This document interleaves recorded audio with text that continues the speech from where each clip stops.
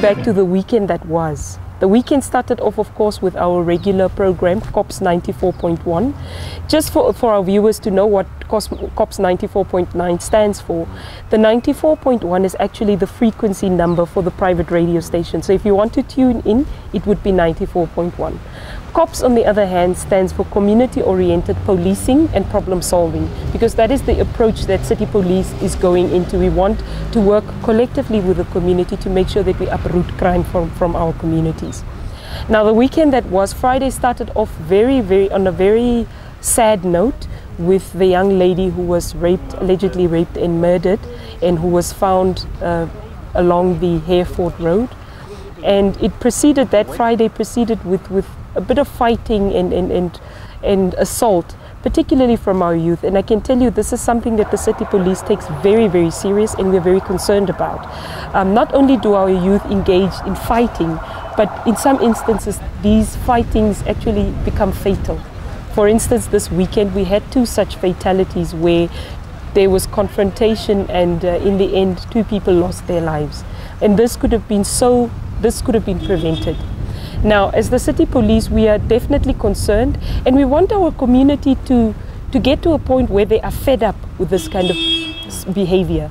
And not just fed up, but collectively we do something about it. It is enough that our kids go and drink themselves into a pub, and then they start fighting, and in the end somebody loses their life and somebody is being locked up.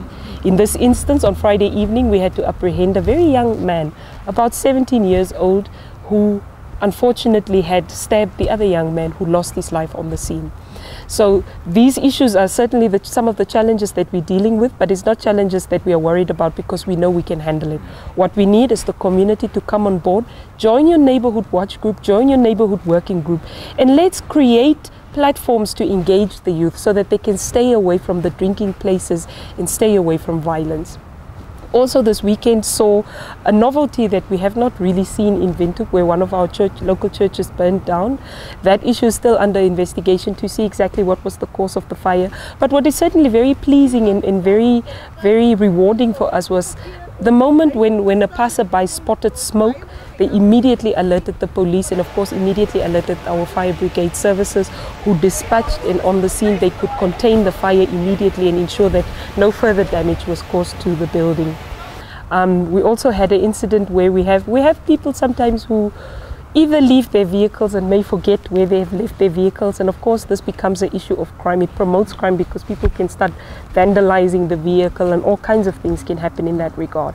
Or in some instances the vehicle may have been stolen. So we had one such incident that we will share with our viewers of such an incident, so that they can just come forth and share with us information that will help us get the owner, or get into contact with the owner. Unfortunately, the numbers that are registered with NATES are inactive, so we were not able to reach that person.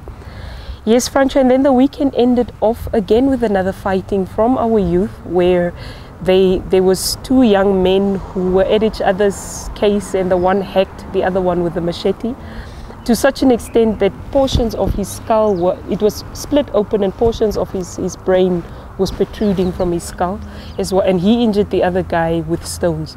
Now, Fransha, we cannot tolerate this level of violence in our community. Windhoek is a relatively calm city. It's a relatively violent-free city.